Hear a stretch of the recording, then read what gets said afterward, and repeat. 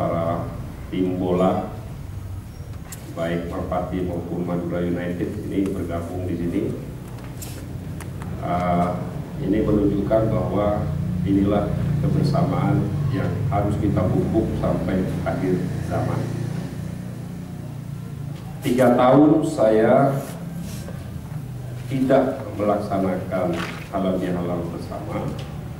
Biasanya setiap tahun dulu kita selalu setelah Ramadan pasti berkumpul di rumah saya. Tapi sejak 2008, 2009 dan 2010 dan 2011 saya tidak mengadakan halal bihalal. Saya pun kalau yang tahun 2009 itu karena begitu saya terpilih menjadi anggota DPR, saya lebih banyak ada di Madura waktu itu dengan para kiai dan para ulama di sana melakukan beberapa acara. Tahun 2010 seingat saya tidak mengadakan ini karena rumah ini dibongkar. Tapi kalau tahun 2011 saya nggak tahu kenapa kita nggak mengadakan. Mungkin waktu itu bersamaan dengan syukuran rumah ini atau apa, saya agak alpa pada saat itu. Tapi alhamdulillah di 2012 ini kita berkumpul kembali. Ini juga hadir dari Persija Selatan. Memang hobi saya bola, sehingga nggak jauh dari orang-orang bola yang berada di sekitar kita. Merpati pun berkumpul, koperasi ini pun jadi juga karena bola. Jadi tahun 1988 pada saat itu 198 pada saat itu kita adakan koperasi PS Merpati. PS itu artinya ya Persatuan Sepak Bola Merpati. Tapi kita rubah, plesetkan koperasinya menjadi Koperasi Putra Swadaya Merpati. Alhamdulillah besar dan tumbuh sampai sekarang, sehat, seluruh karyawan juga makin gendut-gendut saya lihat. Menunjukkan kesejahteraan. Kalau karyawan kawan, kalau pemain bola jangan, kecuali bacok. Untuk larinya masih melayang-layang. Ini adalah bagian cara kita bersilaturahmi. Kita bersilaturahmi memang diwajibkan oleh Allah Subhanahu wa Ta'ala. Saya mengenai silaturahmi itu ingat pada saat saya waktu itu SMP kelas 3. Jadi karena saya orang Madura dan di situ bapak saya juga kiai, saya mondok di Situbondo. Berguru, disuruh oleh bapak berguru yang namanya kepada Kiai As'ad Samsul Arifin. Bergulah saya ke sana selama berbulan-bulan di sana. Waktu itu kelas 3 SMP, berarti sekitar umur saya masih 12-13 tahun. Sendirian berangkat dari Madura. Poin yang ingin saya ceritakan kepada Anda adalah dalam satu acara pondok ada namanya disuruh kita bersilaturahmi kepada asrama-asrama yang lain. Jadi ada beberapa barak, satu barak kita tidur gitu saja. Saya juga tidur di situ. Terus barak lain tidur. Nah, kita diwajibkan bersilaturahmi kepada sekitar 30 komunitas yang ada di sana. Saya tidak sampai 30, sehingga karena saya nggak sampai 30, saya ada 8 orang di antara 90 orang, ada 8 orang yang nggak sampai 30 karena pada saat itu saya masih sakit tipes, sehingga saya nggak sampai. Saya pusing, kalau sakit tipes saya kan seringnya pusing. Saya nggak sampai ke 30 itu. Akhirnya saya dihukum. Karena dihukum, saya disuruh ngapalin Yasin. Hafalan Yasin, kalau Yasin hafal. Cuma masalahnya waktu itu kemudian diajari oleh Kiai As'ad Samsul Arifin. Dia membuka suatu ayat kepada saya dan saya ingat sampai sekarang terus-menerus ayat itu. Ini mengenai silaturahmi, surat Muhammad ayat 27. Kiai As'ad Samsul, kalau kalian tidak bersilaturahmi, akibatnya seperti ini, seperti ini, seperti ini. Kenapa Islam itu dan semua agama mengajarkan silaturahmi? Karena begini, begini, begini. Silahkan Pak Haji. Sini, Pak Haji.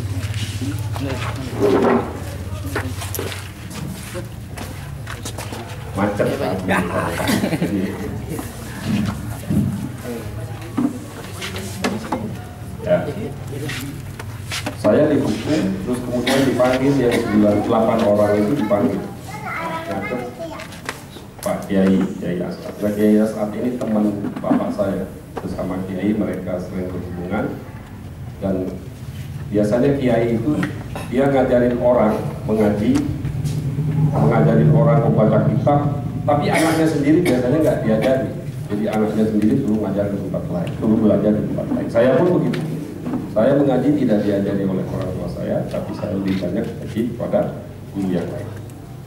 Nah, saya dipanggil oleh Kiai As'ad sama orang itu, terus dia mengeluarkan satu hadis, satu ayat di Al-Quran, surat Muhammad ayat 27, kalimatnya begini. Fahal ataitum in tawallaitum antum sidu fihil ard wa tuqdahu arhamakum ulaikal ladzi la'nahumullah. Saya hafal betul surat itu karena suruh hafalkan oleh beliau, karena saya sudah melanggar tidak sampai 30 berkunjung kepada sesama teman di asrama pondok. Fahal asaitum in tawallaitum an tufsidu fil ard wa tuqda'u arhamakum ulaikal ladzi la'nahumullah. Berkali-kali ditekankan kepada saya dan saya ingat sampai sekarang. Artinya begini, hei umat Islam, hei anak-anak, hei yang para dewasa, kalau kalian sudah bebas, berhasil. Intawallaitum itu artinya independen, bahasa Inggris. Jadi fahal asaitum intawallaitum. Kalimat artinya itu, ya silakan.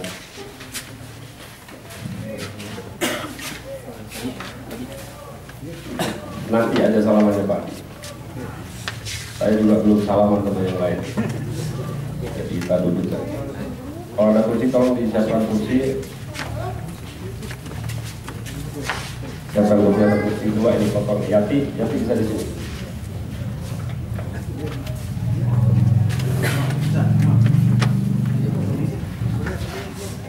Oke, saya lanjutkan ya.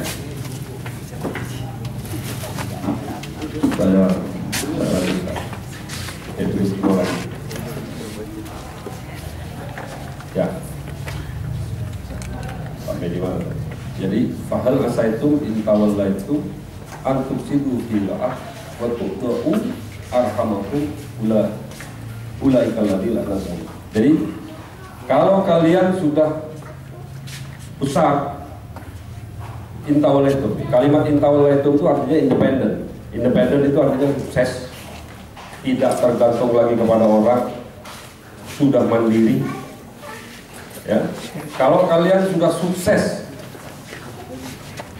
tidak bergantung lagi pada orang tua, artinya bisa dia sudah kawin, bisa dia sudah mandiri, segala macam. Intawallaitum, kalimat intawallaitum ini kalau kepada kita, ya, saya memang kalau lagi begini ya, kalau ada yang gerak-gerak itu suka hilang konsentrasi. Biar duduk semua. Intawallaitum itu kepada kita semua. Intawallaikah kepada kalian, ya. Intawallaina kepada kami, tapi begitu intawallaitum kepada kalian semuanya.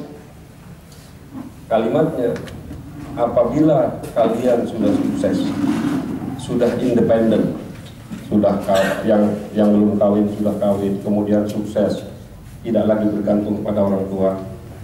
Kalimatnya, Tuqda'u arhamakum. Apakah kalian akan melupakan silaturahmi? Jangan pernah sampai melupakan yang namanya silaturahmi. Karena ada kalimat lanjutannya yang paling mengerikan adalah ulaikal ladzi la'nakumullah. Bukan laknatullah, tapi laknakumullah. Laknakumullah ini arti yang harfiahnya dalam bahasa Arab. Kalau yang demikian akan dilaknat oleh Allah. Bayangkan itu, kalimat itu Al-Quran, itu bukan hadis. Yang demikian itu dilaknat oleh Allah. Nah, kalau dilaknat Allah itu paling menakutkan, paling mengerikan. Dilaknat Allah itu kalimatnya laknatullah, bukan kalian kalau tidak bersilaturahmi tergolong orang-orang yang merugi. Bukan begitu kan? Kalau kalian tidak bersilaturahmi, kalian tergolong orang-orang yang masuk neraka. Bukan itu kalimatnya. Tapi ulaikal ladzi laknatullah. Allah akan melaknat mereka. Kalimat laknat itu biasanya dibuat terbalik. Yang sehat, gagah perkasa, ada undangan silaturahmi, tidak bersilaturahmi karena malas, dia akan disakitkan. Namanya laknat. Dibikin terbalik oleh Allah.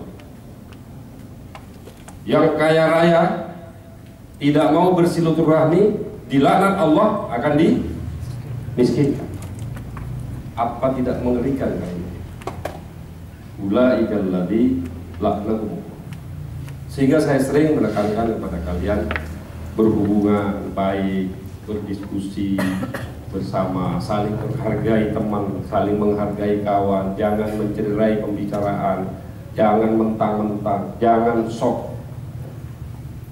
Karena itu akan memutus tali silaturahmi. Kalau memutus silaturahmi, Watu'da'u arhamakum ulaikal ladzi laknatullah, akan dilaknat Allah. Ditanyalah seorang sahabat Nabi kepada Nabi Muhammad, ya Rasulullah, apa sih pekerjaan yang paling disenangi oleh Allah, yang paling dicintai oleh Allah? Menjawab, tawakkal ala Allah. Nabi Muhammad menjawab, tawakkal ala Allah. Ditanya lagi sama sahabat Nabi, setelah itu apa ya Rasul? Dia bilang, yang orang yang mengikat tali silaturahmi, hablum, yang menghubungkan tali silaturahmi, itu adalah pekerjaan yang dicintai oleh Allah. Makanya orang mengatakan silaturahmi itu memperpanjang umur, gitu ya. Silaturahmi memperpanjang umur. Sebenarnya memperpanjang umur itu kalimat ujungnya.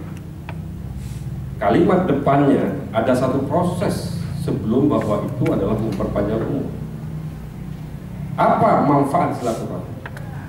Akhirnya panjang umur. Tapi apa manfaat? Nabi Muhammad menjawab kepada pertanyaan para sahabat bahwa silaturahmi itu disenangi oleh malaikat.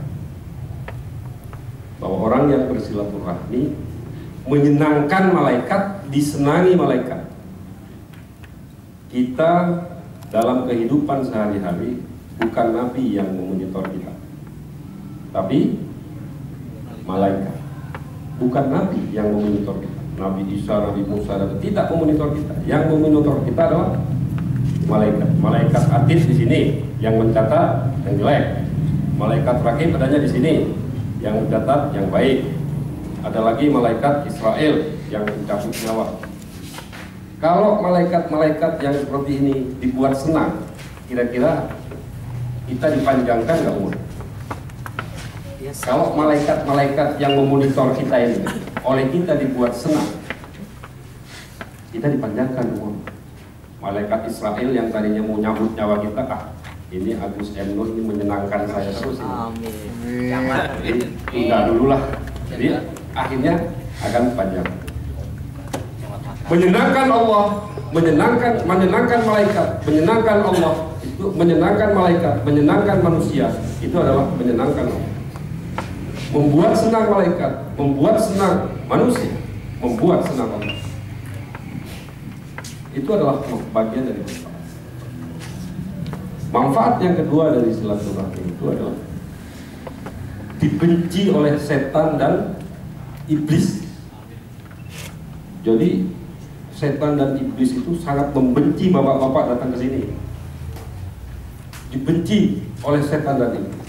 Pekerjaan yang dibenci setan, yang dibenci iblis, disukai, pasti disukai Allah. Yang terakhir, manfaat silaturahmi ini menyenangkan orang yang meninggal. Jadi orang-orang yang meninggal, sesepuh-sesepuh kita yang ada di sini, ya misalnya engkau melihat, senang engkau melihat kita bersilaturahmi. Oh, Pak Hasanul sama Sekur bersalaman, senyum-senyum, senang dia. Menyenangkan yang meninggal. Orang tua kita itu senang. Ingat, mereka itu meninggal hanya jasad yang meninggal, rohnya ada. Rohnya ada di antara kita. Dia tahu, melihat anak cucunya bersilaturahmi, dia senang. Nah, kalau 3 poin itu manfaatnya sudah dijalankan, ujungnya adalah panjang umur. Jadi itulah proses logika daripada satu manfaat yang disampaikan oleh Allah. Antuk da'u arhamakum ulaikal ladzi la'nakumullah. Ingat itu, la'nakumullah, bukan laknatullah, bukan. La'nakumullah. Kalau la'nakumullah ini fiilnya fiil mudhari. Kata kerja, dilaknat oleh Allah. Kalau dilaknat oleh Allah, paling pekerjaan yang paling mengerikan, yang paling sangat tidak lakukan. Jadi, saudara-saudara sekalian, para hadirin, baik karyawan, baik teman, sahabat, tetangga, main bola atau siapapun, kita bersahabat, kita adalah satu keluarga besar. Jangan sampai ada cacat di antara kita, jangan sampai ada hubungan tidak baik di antara kita, karena itu adalah dilaknat oleh Allah. Kalau dilaknat oleh Allah, bahaya. Saya tidak mau kita bagian dari orang-orang yang seperti itu. Nah, sebenarnya sambutan terlalu panjang ini memang tidak sopan karena sudah jam 8. Ya, pasti sudah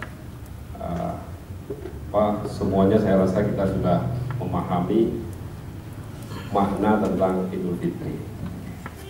Saya atas nama keluarga, kembali lagi, anak dan istri saya, perlu saya ada berdiri nggak ini? Kalau saya mengucapkan terima kasih atas kehadiran Bapak dan Ibu semua. Semoga pertemuan malam ini makin mempererat hubungan kita, dan semoga Allah meridhoi semuanya, termasuk kita juga. Hari ini kita menganggap diri kita suci, Idul Fitri kita suci katanya. Bahkan kesucian itu, makanya jangan hanya kita yang bangga. Mudah-mudahan Allah juga meridhoi dan merestui bahwa kita sudah mulai suci setelah Idul Fitri. Setidaknya kesucian ini kita jaga sampai dengan Ramadan tahun depan. Setidaknya, kalau bisa selama mungkin, setidaknya sampai Ramadan lagi, suci lagi, terus begitu. Karena suci ini, mensucikan diri ini adalah bagian daripada proses di mana kita memperbaiki diri. Qad aflaha man tazakka wa dzakara isma rabbih fa shalla bal tu'siruna al-hayatad dunya wal akhiratu khairul lakum. Jadi ini adalah satu proses. Saya minta kepada semua karyawan, kerjakan yang memang menjadi tugasnya setelah Idul Fitri ini. Pemain bola juga kerjakan memang yang menjadi tugasnya, karena peran dan fungsi masing-masing sudah diatur oleh Allah. Pak Yandri juga punya proses peran dan fungsinya masing-masing. Jangan coba-coba jadi Pak Yandri, nggak akan bisa. Begitu juga Pak Yandri jangan coba-coba jadi Tasio, susah. Begitu juga kepada Tasio, jangan coba-coba jadi Agus Emdo, ngurusin debitur, nggak bisa. Tuhan sudah menggariskan peran dan fungsinya masing-masing. Kita jalankan ini dengan baik. Mudah-mudahan Allah meridhoi kita semua. Sekian. Kembali terima kasih atas kehadiran dan mohon maaf atas segala kesalahan saya, dan atas nama keluarga mengucapkan selamat Idul Fitri. Mohon maaf lahir dan batin, dan tentunya keluarga kami juga memaafkan Bapak dan Ibu sekalian yang ada di sini. Wabillahi taufiq wal hidayah. Wassalamualaikum warahmatullahi wabarakatuh. Waalaikumsalam warahmatullahi wabarakatuh. Mari kita, ini tidak ada MC, tidak ada apa. Jadi kita langsung sama-sama makan malam. Bisa Ya, maju. Ya, setelah makan kita baris sendiri. Rabana.